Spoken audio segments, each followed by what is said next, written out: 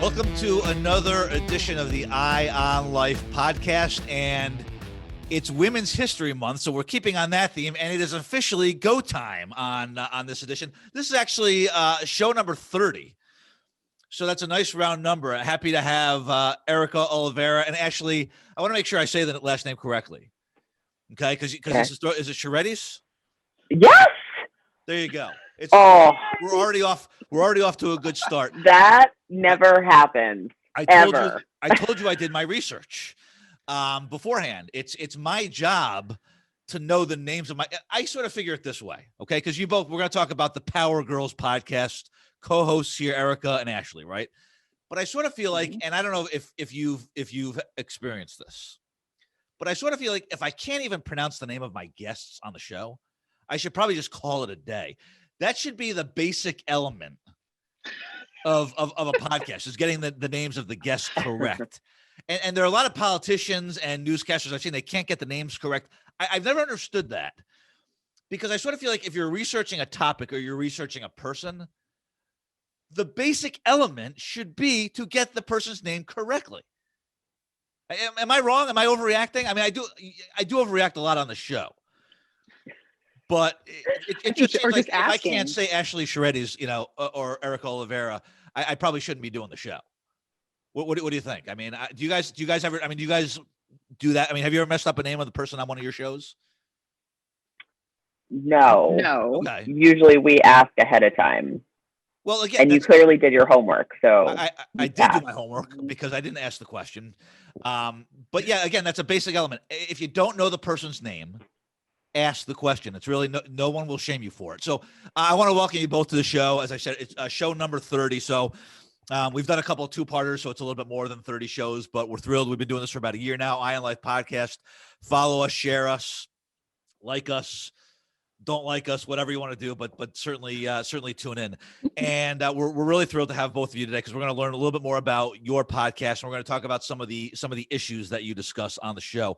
Before we get there, I have a couple of things. I want to thank our show sponsor, mustny.com, COVID masks. I know some people are kind of, we have, everyone's getting the vaccine. Oh, we don't need to worry about the masks anymore. But, I'm not here to preach about it, but mustny.com entrepreneurs, Chris and Monica Perez Bossert, great people. Still try to wear those masks if you can. And I also want to recognize some new listeners in Chile. Got a couple downloads this week from Chile. And there's a Chile, New York, which is outside of Rochester. I'm not talking about Chile, New York, or Chile. I think it's actually Chile, New York. I'm actually talking about the country. So we're thrilled to keep up the international theme. And then some new listeners in Pittsburgh as well, Pittsburgh, Pennsylvania. So we're thrilled to have them, and all of you as well. Anyone who's listening from wherever you are, thanks so much.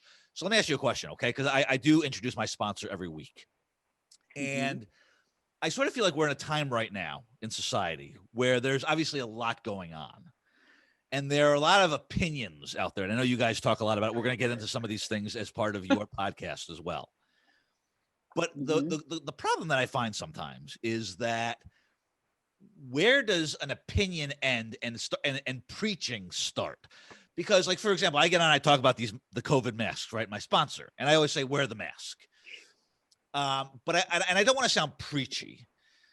And I feel like it's not just the mask, but it's really kind of everything in life. We have conversations where I have an opinion on something.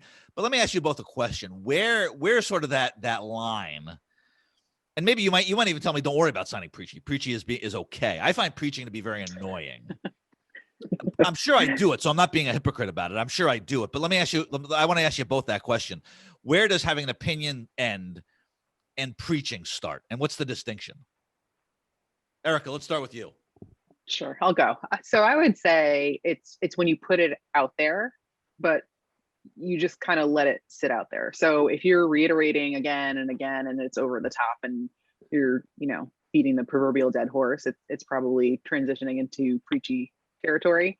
But if it's more of that reminder where it's quick, I mean, we know from a communications perspective and behavioral communications, people need to hear things multiple times for it to actually cut through and to stick. So I think there's a way you can do it, that you're putting it out there. And I think the other part too is just to be really thoughtful about making sure that it doesn't come across as a judgmental sort of statement. So if you're, saying, well, here's my perspective, or here's another way to consider oh, how to think about this, that's different than saying, well, you need to go do it. So I think a lot of it is actually how you frame it up and speak about it. So is it, yeah, that's a really good point, because I guess when it's preachy, you're trying to make someone do something that they maybe don't want to do, or believe something that they don't want to believe. And I sort of feel like we're at a time right now where it's okay for people to have different opinions on whatever it might be, politics or society or whatever it might be. But it becomes preachy when you keep harping on it to try to change their opinion, and there's no chance that's going to happen. Ashley, what are your thoughts on that crossing over from opinion to preach? Yeah, I think I might have even fall into that category of preaching sometimes. And I don't know, maybe I'm my own worst critic, right? But I do think that, similarly to Erica, I'm a marketer. So people do need to hear things multiple times in order to actually make the connection. I think we spend a lot of time talking about some really key topics, and it's all about driving that point home. And then, as marketers, we're constantly like, oh, well, like, what is it that we want the customer to do? Like, how do we want them to influence, or be influenced, I should say. Those types of things are really important. But yeah, like, I don't have a strong opinion on being preachy, but I do think in a platform like a podcast, however, you can kind of sound that way, depending on who you're talking to. Well, it is interesting too. You brought the business piece, the marketing piece, because really you are trying to persuade people, right? And you are sometimes trying to influence opinions. So maybe that's what we are. Maybe as marketers, maybe we are professional preachers. Maybe that should be on our business card instead. But it's just an interesting thing, because I do find, and some people may even go a step further and say, preach away. There's nothing wrong with it, right? It's okay, depending upon the situation. But anyway, I just wanted to cover that. Again, some of the Eye on Life podcast, as my audience knows, is about information. It's about discussion, but sometimes it's therapy for me. I like to kind of know these things. So let's talk about both of you a little bit. And you are the co-hosts of the Power Girls podcast. Now, there are a couple of things. So I want to ask you about why you started this podcast. But before we do that, so Power Girls. Now, I'm always trying to be very politically correct and very sensitive. I have a tremendous amount of respect for women. I've had amazing women in my life, raised by an amazing mother, who's still an amazing person. And I'm not afraid to say that I've had some amazing mentors who are women. I'm proud to say that, actually. So I think that's great. But you were girls, and I'm just wondering. I don't have a problem with it. It just seems like I feel like if I said, "Oh, hey girls, how you doing?" that would almost be condescending. But you actually have that as the title, Power Girls. So talk a little bit about the title of the podcast, and then how you kind of started and what your content is would be great. Yeah, so I'll take this one. So Erica and I had a lot of career-focused conversations. And one day, I think I forget who said what to who, but so someone said, I think we should totally do a podcast. Like, and I was like, yeah, like, I've always wanted to do a career focused one, and I wanted to call it Power Girls. So I'm actually I love superheroes, and I actually follow Marvel and DC, and I love all the movies and stuff. And there's actually a character, her name is Power Girl, and she's really powerful. But I think it's also a double meaning, because as women, we want to know that we own our power, we step into it, we want to use it for good. Like, so for us, it's more about a meaningful sort of, I guess, connotation, rather than just being like, yeah, like, we're superheroes. Because yes, women are, especially when you throw in all of the dynamics that are involved in today's work. And, I'm not even just talking about moms. I'm talking about women who unfortunately have received some, some sort of bias because of how old they are, or they're going for that job and like they did not get considered because of age discrimination. Like, those types of things are really important, and they do happen. And so we really wanted to focus on those issues that women face. Erica, do you want to add anything to that? Because I do, and I know. So just also transparency here, right? Erica and I have known each other for a long time. So anybody who's watching the show, we've known each other for a while. We haven't spoken in a while, but it's great to see Erica. We used to work in the corporate world together. So that was great. always remember seeing your smiling face walking by the I hate the word cubicle. I think it was a cubicle at that point, but I think it was. I think we still have our souls. I think we still have our souls at least. And Ashley and I spoke together yesterday for the first time. So I could tell that you obviously the word power when it comes to both of you is clearly appropriate. But Erica, I just want to get your perspective on, kind of what you're hoping people will get out of your podcast, whether it's women listening or men listening as well. Absolutely. And I'm glad you raised that, because I have had the question of, well, why is it Power Girls? And, that's not really inclusive, or this content is relevant to everyone. And the intent was never to exclude anyone. It was really to focus on that area that Ashley described. And also, I think for me too, it's a little bit tongue in cheek, because sometimes we are called girls. Actually, in one of the epis, we talk about feedback we've received where another woman had referred to me as a girl, and just kind of the feelings that were associated with that. So I would say we were fortunate not only to find each other, but to have some good mentors and coaches and sponsors throughout the courses of our careers that helped us see how things work, right? So a lot of when you go into the workplace, especially as a woman, is just learning how the system works, learning how decisions are made, the things that are more transparent, but other things that are more behind the scenes. And I hate to say it. So being able to compare those notes and say, no one ever plainly just told me this is how it works, or this is what I should be thinking about, or this is how I should ask for something. Why don't we really package that up and share little vignettes or stories or instances in a conversation, and then provide actionable steps that someone can take. So not just saying, well, here's what we learned, but here's how you can take that and harness it for your own career and really use it in the creation of your own success. And again, no judgment, whatever success looks like for you, whether you want to be home with the kids or not home with the kids, or don't want kids, or however you want to balance whatever your life's desires are, go do it. And know that you should be able to feel strong in stepping into that power. And so this whole notion of what we refer to, and I had a great mentor who used this, coined this phrase, but it really resonated with me, sending the elevator back down, helping other people, and then ultimately lifting as we climb, right? Like continuing on our career trajectory, but helping others along the way.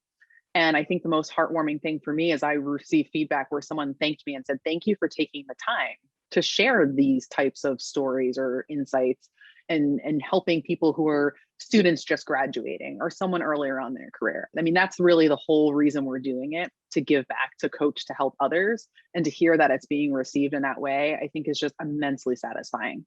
Well, I mentioned at the beginning of the show, it is Women's History Month, and that's one of the reasons we would have had you on anyway. But it is Women's History Month, and I sort of feel like I love these.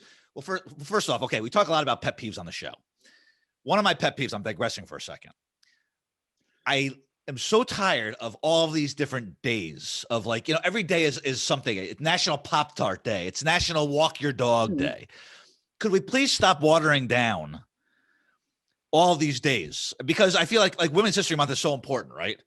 Black History Month. There are certain months, cultural, religious, all those kind of things. Can we please stop it with the National Name Your Dog Spot Day or whatever they're? I mean, they're so ridiculous. Anyway, I'm sorry, I digress. I do a lot of that on the show. I don't know if that annoys you. There are certain things that probably shouldn't annoy me that do, but those things that drive me nuts. It's like, National Hot Chocolate Day or something like that. Great. I can have hot chocolate any day I want. It doesn't have to be National Hot Chocolate Day for me to indulge, right? It's ridiculous. But the thing I do want to say, though, in a serious way, is Women's History Month, Black History Month, these are not just, let's be very clear, these are not just 30 or 31 days or 28 days of recognition, right? This is something that should be practiced and thought of all year.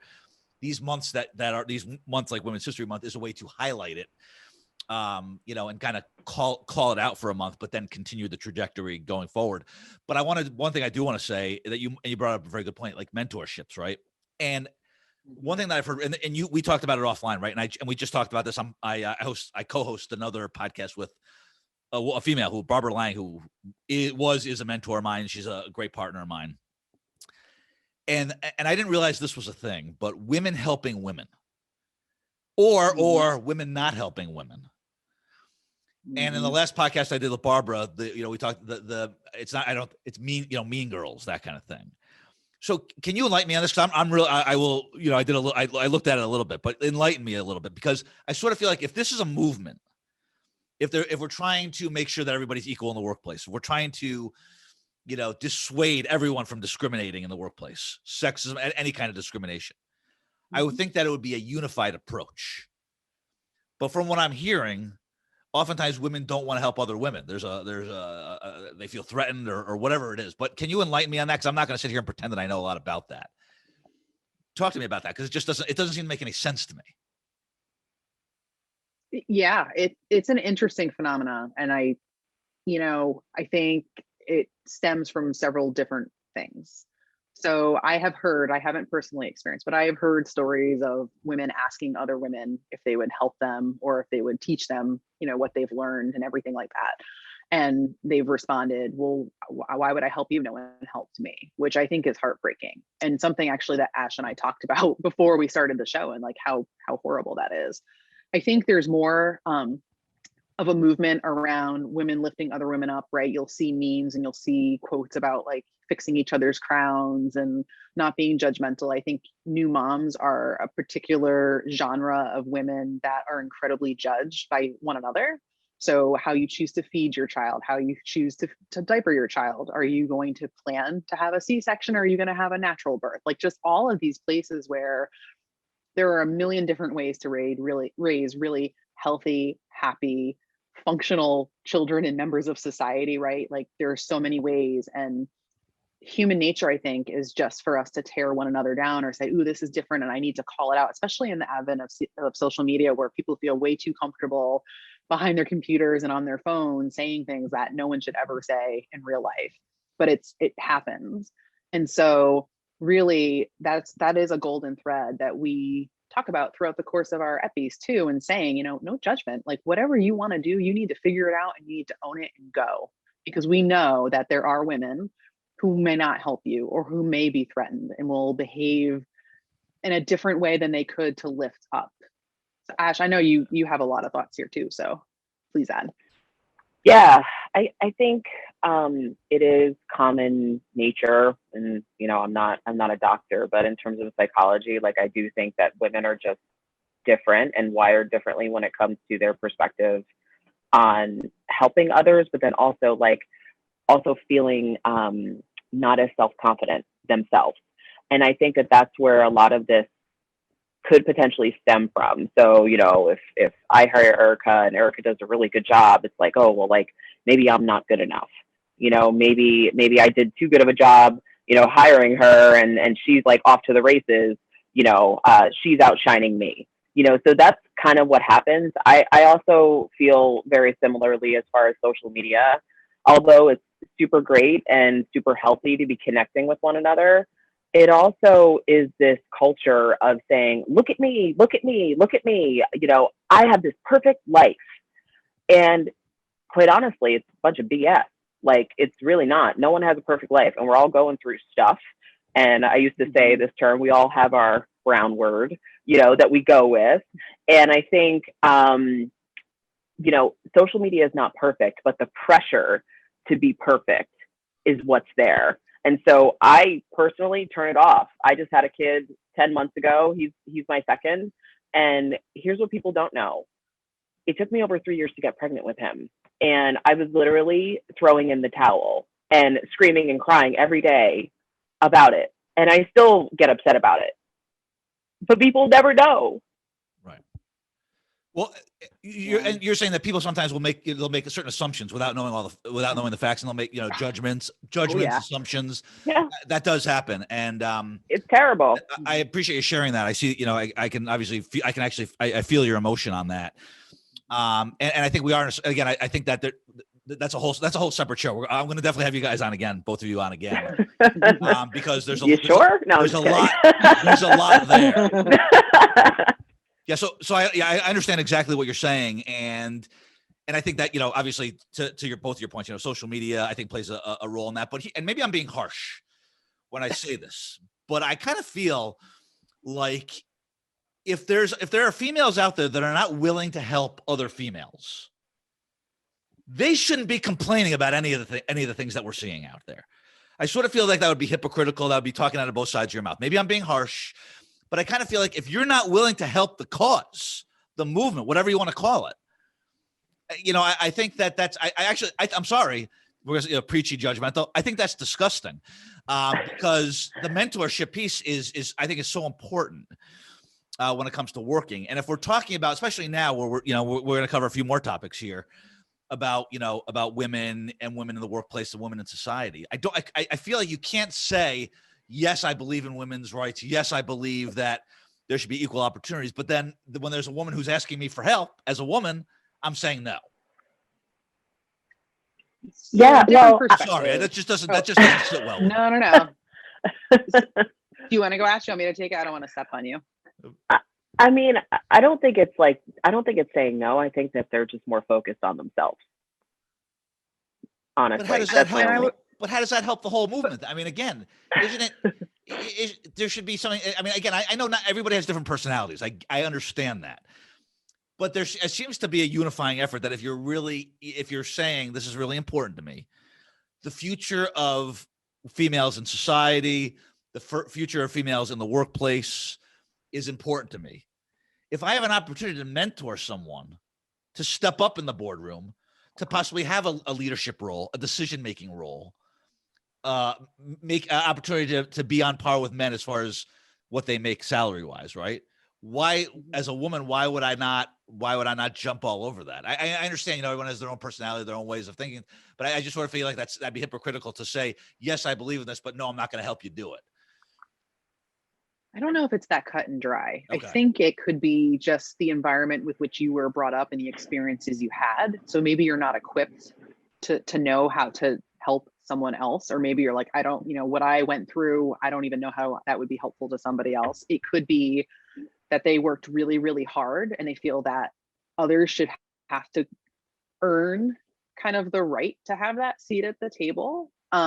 I think it could be lots of different reasons. And I don't necessarily view it as, well, they're not helping other people. They might not know how to. And again, from a no judgment perspective, then maybe they're not the right person to align with, and that you need to seek out somebody else who is that better fit. But yes, I can appreciate that on its face. It can feel like, on the one hand, you're saying that this is important. On the second, on the other hand, what action are you putting behind those sentiments to drive things forward? So I can appreciate what you're saying.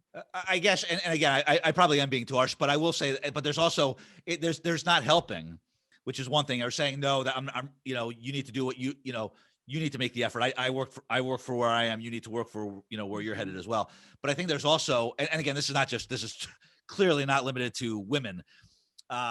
Many workforces are like this, but almost stepping on someone else as well. To get to a certain point is not only to not help them, but to actually be detrimental to some of their work and some of their efforts to maybe grow and lead and that kind of thing. I find maybe that's probably more where my head is at.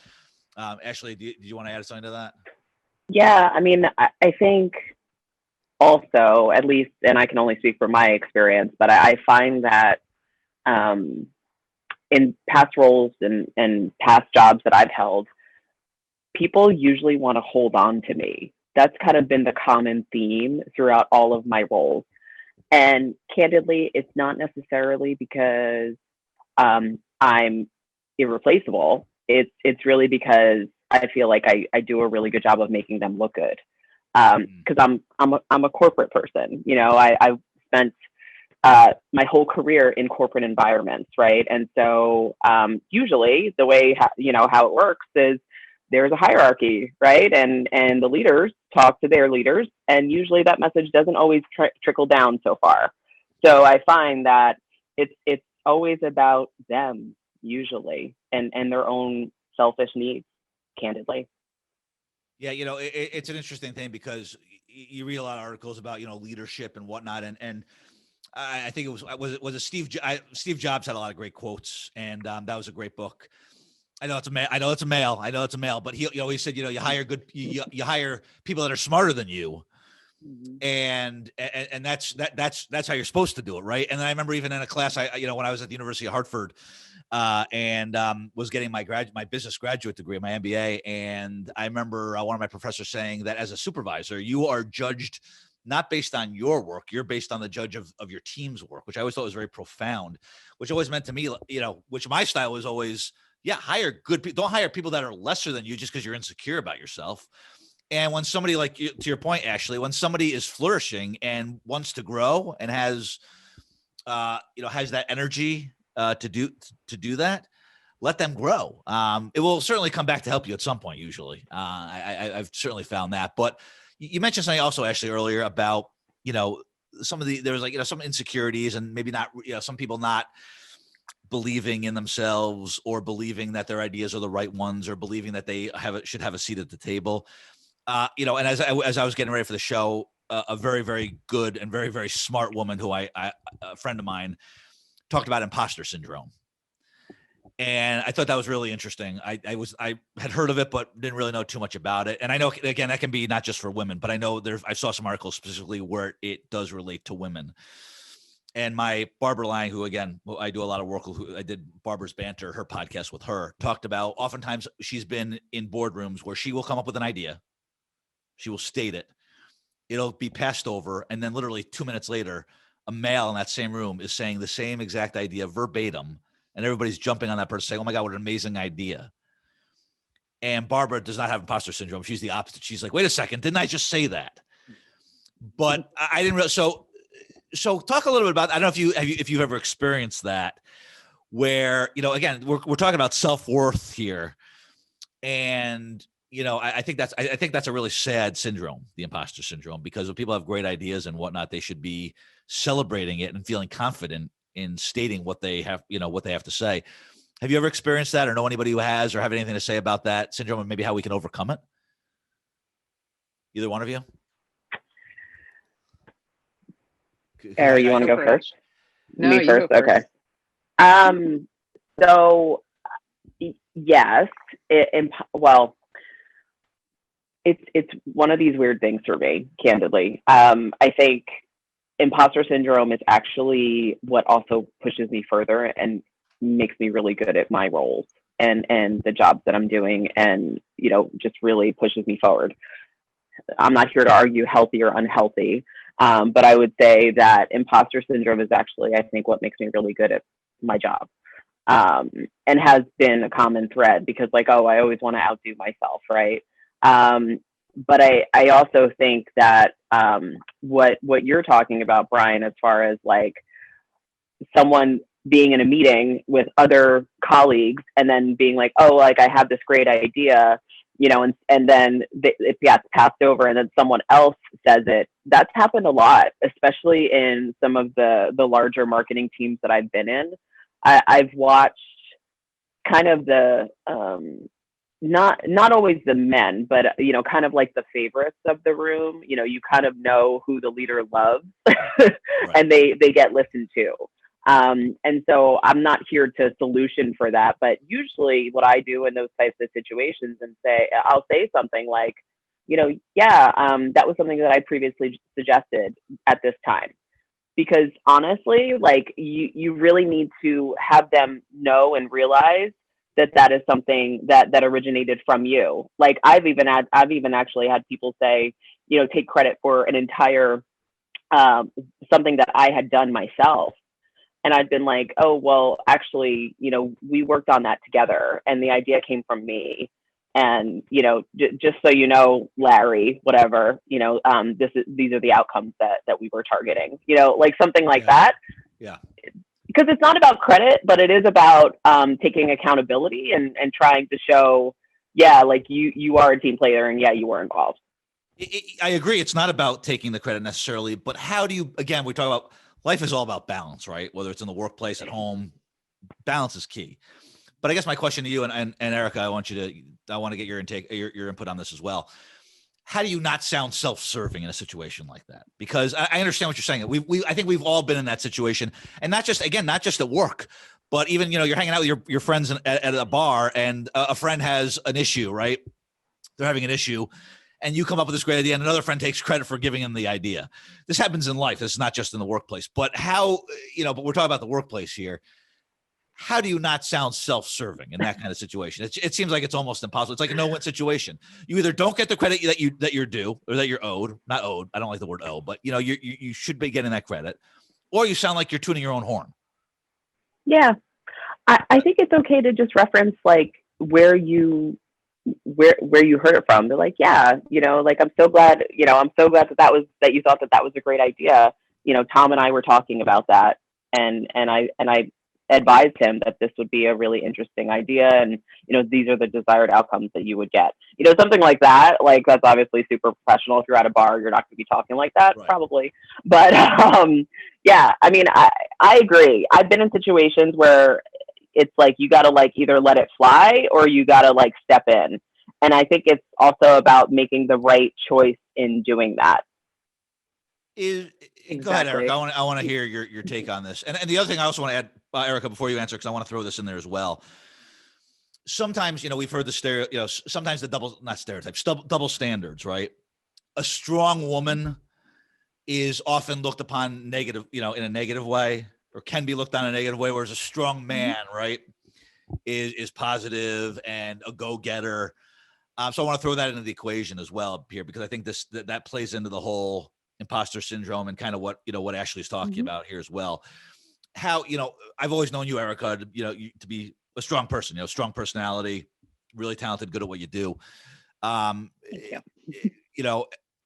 How is that sort of perceived in the workplace when you have an opinion? Has it been looked on favorably for you, or have you had instances where people kind of look like, oh, there she goes talking again?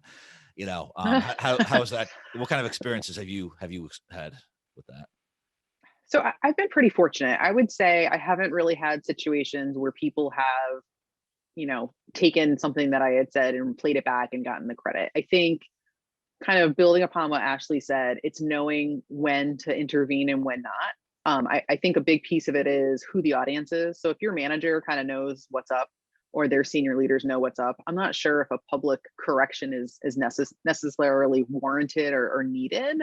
Because I do think you're right. Like, it's that balance of how do you kind of just say, well, yeah, this was a joint effort or whatever it might be, so that the accuracy of the situation is known, but not in a way that it also looks like you're insecure or you're being defensive, because that can happen too. So I think a big piece of it is knowing, building the relationships too, ideally in advance, right? So really understanding what makes them tick and demonstrating how you can build your credibility so that when those situations present themselves, you are heard. I also think it's about not, raising your hand every single time because you have something to say. Trust me, I always have something I could add, but I'm very deliberate about when I do and when I don't. And then the other piece I would just say is be an ally as well. If you see this unfolding, right? Everybody in the room knows if Ashley said something first and then Larry says something, right? We all know Ashley said it first. So I've gone out of my way where those situations have happened. And I've actually said, I think Sam had a really great point here. Let's hear a little bit more from Sam. Or as Sam, originally said, just to call a little bit more attention very gently to demonstrate, A, I heard, and B, we all know what unfolded. So let's just be really mindful that we're not inadvertently shifting recognition away from someone else. And I think that behavior can help people feel valued. It can make people feel whole. And maybe they didn't say anything, and like you've talked to them and they had this great idea and someone else is saying it, like shining a light so they feel like they have the space to share whatever it is that they want to share, because they might not feel as strong or powerful or whatever the right word. And that's men and women. I've helped in both situations. And after people have said, thank you. I really appreciate that you did that. So it does get noticed. And I would encourage us all to look for those opportunities to help raise and elevate other people where we can. You both offer really interesting perspectives. And again, it is Women's History Month. We're talking to Erica and Ashley, Power Girls podcast. Before we start to get to the other side of the mountain of this conversation here, which is, again, we'll have to have you on again because this is a changing landscape here. I just want to make sure you're listening to the Eye on Life podcast here. And where can people find you? They want to listen to your insights. I know you guys cover a lot of different topics about women's empowerment. Can you talk a little bit about just where people can find you? And I certainly encourage everyone to listen as much as they can, men and women. Thanks, Brian. Everywhere you get podcasts. Yeah, right. Literally. I mean, And it's yep. So Power Girls podcast. And let me ask you, so I do have a few more questions I want to, before we wrap up here. So, everyone has a different lens, right? Obviously, and I'm not just saying that because you're wearing those glasses, Ashley, a lens. I really was, but everybody has a different lens on life, right? Everyone's been brought up a different way. Obviously my lens is, I'm sure, different than yours, as a male. And just because I might have a lens or have not seen something happen in society or in the workplace doesn't mean it hasn't happened, right? And I feel like lately, and this has been going on for a long time, this is not just current events here, but I feel like with media the way it is these days, regular media, social media, there's a lot more out there about, sexual abuse, sexual harassment in society, but also in the workplace. I'm from New York, so I've been following obviously what's been going on in Albany, which I find sad and horrifying. And I know it's all alleged. I understand that, but still, it's still a conversation, and there does seem to be some credibility behind it. But it's all alleged. Let's be very clear on that. And so I've worked as I said earlier in this, I'm not saying I'm a model citizen at all. I have many flaws as a person, but I have one thing that I will say that my parents always did was I did grow up to respect women. The women in my family, the women, with whom I've been in relationships with, coworkers. I've had a lot of female bosses, and it's been great. I love that. And so I have not necessarily seen a lot of what I hear about, but that's just because that doesn't mean it has been right next to me. Maybe I didn't notice it. Maybe I've just been lucky. But I'm wondering, have you both? And we don't need to get into details if you don't want. But when it comes down to that, and the other thing too, I want to be very careful. I am extra careful if there's somebody in the workplace and I know that they got their hair done and everybody's complimenting them. I don't say anything. I'm just worried. I don't want to even the appearance. If somebody is pregnant and I know they're pregnant and I feel rude not saying congratulations, I still don't say it just in case. So I'm wondering boundaries, right? Boundaries in the workplace. Some are obvious, some are not so obvious. But have you ever experienced someone, a male counterpart, a boss, what you perceive to be crossing the line in the workplace or even in society? Erica, let's start with you on that one. Whatever you're comfortable, kind of, you don't have to go into specifics, but I do think it's important to address it. Most women that I know have experienced something. Some have been a little bit more, not as extreme as others, but have you experienced anything that has crossed the line into being very uncomfortable for you? I've been pretty fortunate. I haven't had a lot of what I've heard happens, what we've seen happen. I did have actually a situation fairly recently where I was wearing a dress, an appropriate professional dress, and I was walking down the hallway and I heard two people giggling and like commenting on it behind me. And I should have turned around and I should have said, "Is there something I can help you with?" Right. I didn't. Which, I know, terrible, right? But I would say those things happen. I think that I'm really happy to see that people are coming forward and sharing the experiences. I think that that's a huge step in the right direction. I think we need more of that.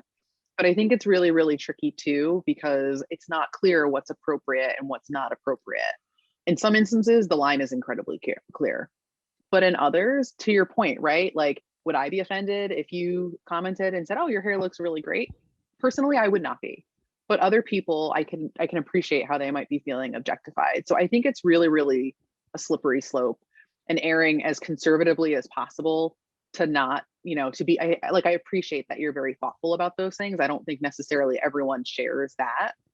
But then in some ways it just is really, it's challenging because then it's like, well, do I talk about the weather? Like, what do I Right. say? So I can appreciate how it's incredibly confusing and challenging, but I hope that more people share their experiences. And I honestly hope that people understand what isn't appropriate and that we're not condoning, right? And especially if there's a certain group of people, we're not treating them differently than someone else who has the same exact experience. Like, that is not okay. Well, it is interesting. Again, sometimes the lines are blurred, and I think sometimes it's I've asked many women this question about the hair or the nice dress or something like that, and some have said most of the people I've spoken with said I would absolutely not be offended by that, but again, it's also the tone of how you say it.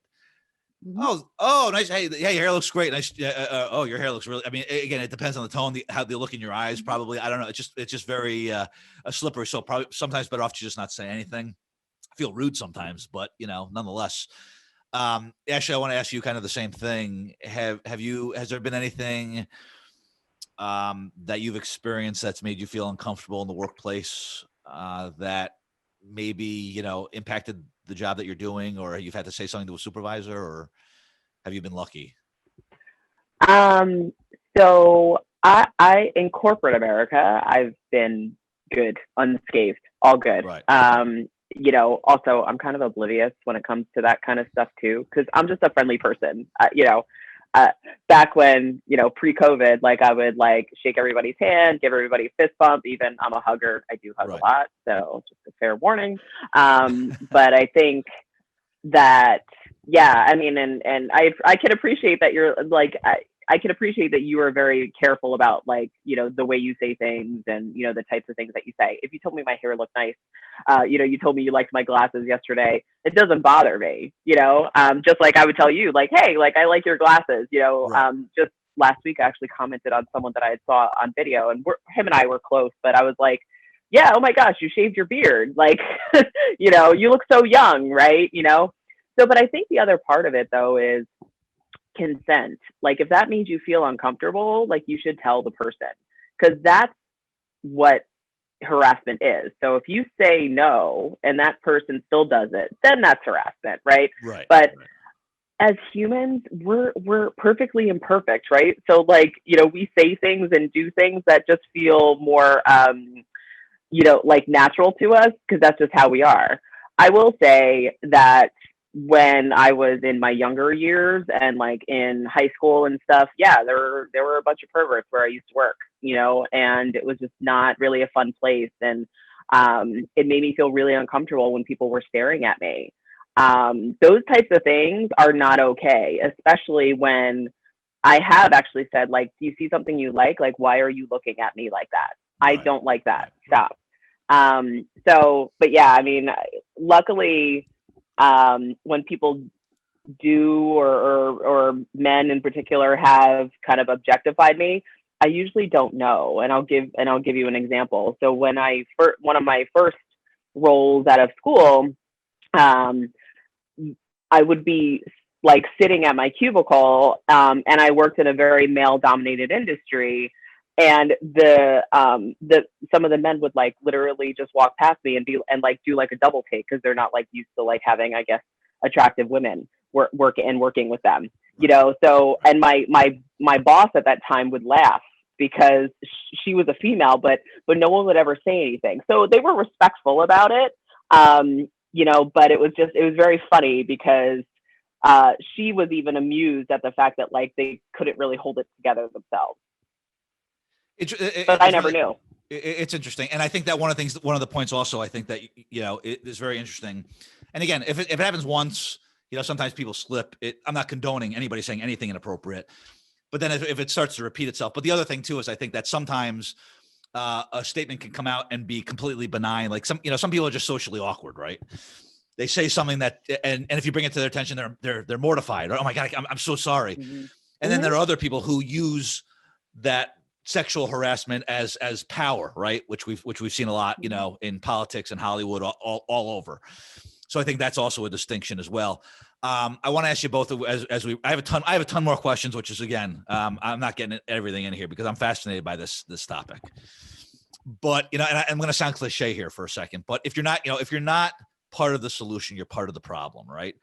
So how fixing this or fixing the issue may not be the right way to say it because it may never be fixed, but at least ensuring that it gets better. What are the next steps? What role do each of you play? What role do I play? What role do the rest of us play in making this a better, making work environments more conducive to women, to everyone. But, we're talking about women here, right? Making society more, because I even know a lot of females right now who tell me some of the things that guys write to them on Facebook. I don't understand these. I can't even comprehend some of these things that these guys are saying. Who were they raised by? Were they literally? I mean, forget being raised by wolves. With the way some of these guys act towards women on social media, wolves would be an improvement from how they were raised. So it's just, and that might sound very naive of me. It might sound naive, and I'm not sitting here again trying to say that I'm so great just because I'm respectful of women and whatnot. I'm not saying that at all. But how do we sort of fix this overall issue and make it better? What role do men play, and what role do females play? Erica, what's next here? What do we do?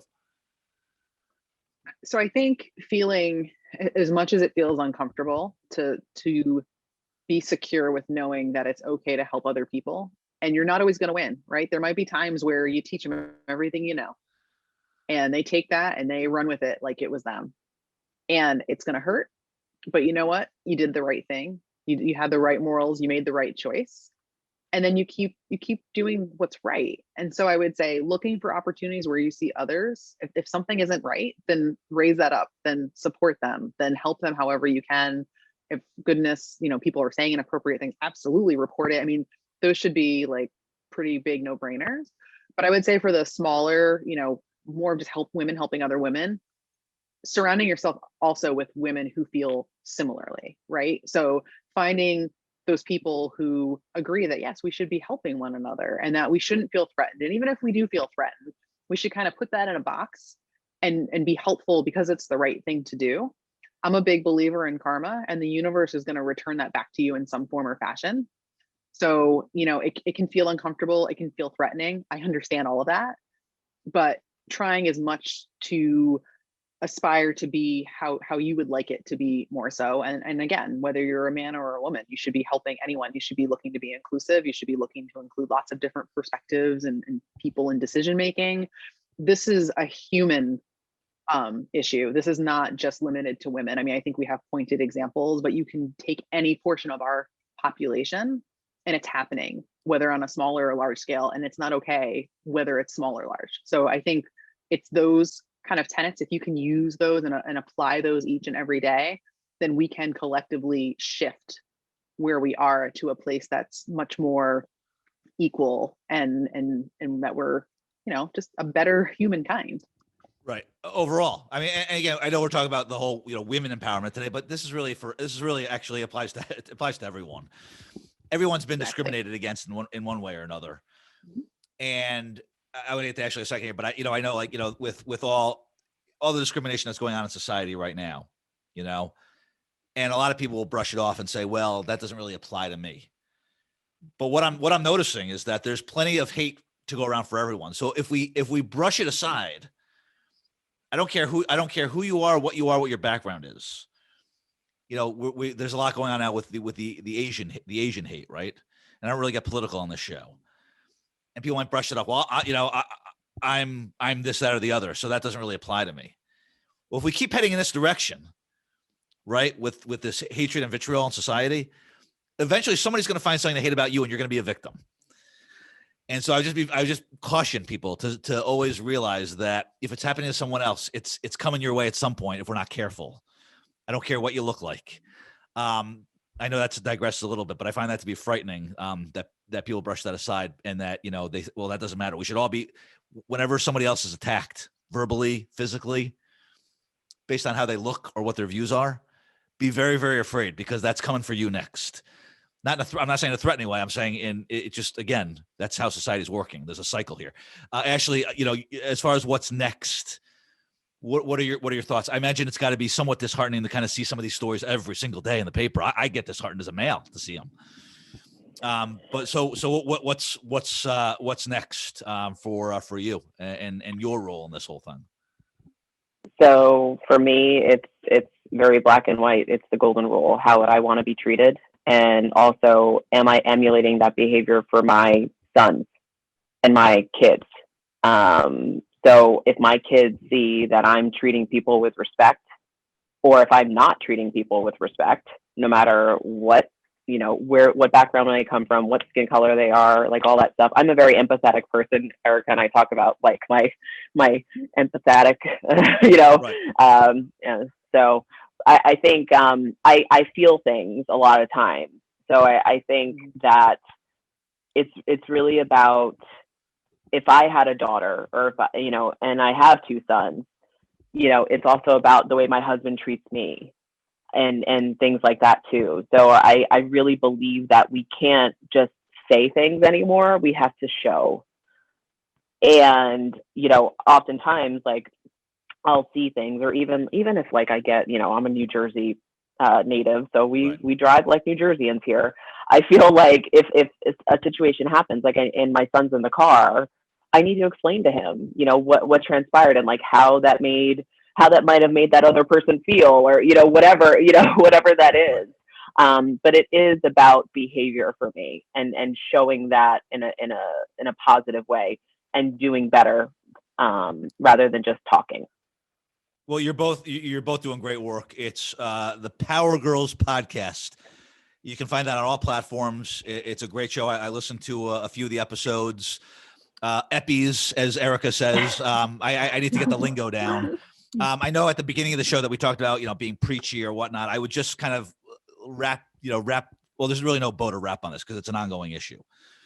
But I will just say, as we're talking about this, and as we're seeing, news in again, as I said before, New York, Hollywood, DC, right? It's happening all over the place, right? Small towns, big towns, wherever. As a male, I asked you what what your roles are, and I would just say this might sound preachy, so I apologize for that. But I want to say, if you're a male and you're working with women, and you're talking to women, or you're you're texting a woman, or you're messaging them, think about how you might feel if somebody was speaking to your mother like that, your sister, your aunt, your daughter. I have two boys, and I can tell you right now, they may have shortcomings in life, but one thing that I will never tolerate from them is intolerance.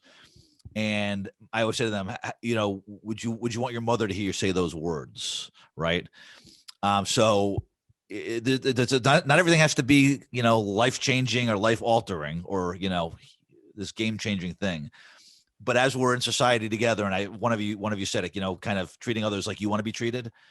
Think about what you're saying to others, and especially when it comes to women, and think about if your mom would be proud of you saying that. That's all I'll say. I know we're not all close to our mothers. I happen to be, but just think about that. I think if we all think a little bit more, we can certainly make progress on the next steps. Anyway, you guys have been fantastic. I appreciate all your insight. I'm learning a lot from you. As I'm talking to women during this month and other months, I'm learning a lot more about, I'll call it a movement, because I do really believe that it's a movement, and it's not just about women. It's about everything. It's about society. It's not what you look like. It's about all of us, no matter what background you come from. So I want to thank you both for shedding the light on this. Again, Power Girls podcast. Keep an eye on it. Keep an eye on your loved ones. Keep an eye on women. Keep an eye on men. And certainly keep an eye on life. Until next time.